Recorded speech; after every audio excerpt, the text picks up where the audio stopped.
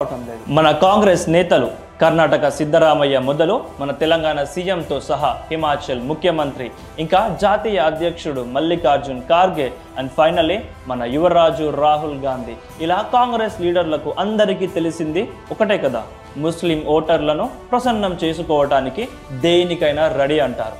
మరి కాంగ్రెస్ లంకలో పుట్టిన బిందు భూషణ్ దాస్ మాత్రం తక్కువ తిన్నాడా? ఏకంగా ఒక పాటే పాడేశారు.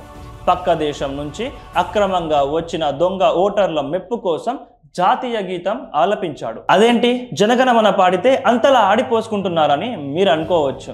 అసోంకు చెందిన మన వీర సెక్యులర్ కాంగ్రెస్ నేత పాడింది భారతదేశ జాతీయ గీతం కాదు.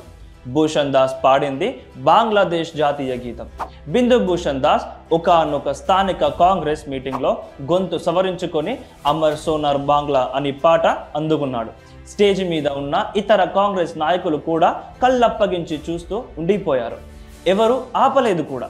తరువాత తీరిగ్గా అస్సాం కాంగ్రెస్ వివరణ కూడా ఇచ్చింది. అస్సాంలోని బరక్ వ్యాలీలో చాలా మంది బెంగాలీలు ఉంటారు కాబట్టి అక్కడి వారు బెంగాలీ గీతాలు పాడుకోవటం సర్వసాధారణమట. నిజానికి మన కాంగ్రెస్ నాయకుడు పాడిన పాట బంగ్లాదేశ్ జాతీయ గీతమే, కానీ రాసింది రవీంద్రనాథ్ ఠాగూర్. ఆయన ఎప్పుడో బెంగాల్ని విడదీసి బ్రిటిష్ గాడిదలు రెండుగా చీల్చినప్పుడు అమర్ సోనార్ బాంగ్లా అనే గీతం రాశాడు. తరువాతి కాలంలో జనగణమన రాయగా అది మన భారతదేశ జాతీయ గీతం అయ్యింది. 1971లో పాకిస్తాన్ పైశాచిక కౌగిట్లోంచి బయటపడ్డ బంగ్లాదేశ్ 1972లో అమర్ సోనార్ బాంగ్లా గీతాన్ని తమ దేశ జాతీయ గీతంగా ఎంచుకుంది.